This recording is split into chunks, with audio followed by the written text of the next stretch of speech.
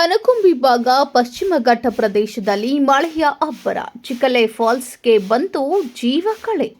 ಬೆಳಗಾವಿ ಜಿಲ್ಲೆ ಖಾನಾಪುರ ತಾಲೂಕಿನ ಚಿಕ್ಕಲಿ ಗ್ರಾಮದಲ್ಲಿರುವ ಜಲಪಾತ 80 ಅಡಿಯಿಂದ ಧುಮುಕುವ ಜಲಪಾತದ ದೃಶ್ಯ ನಯನ ಮನೋಹರ.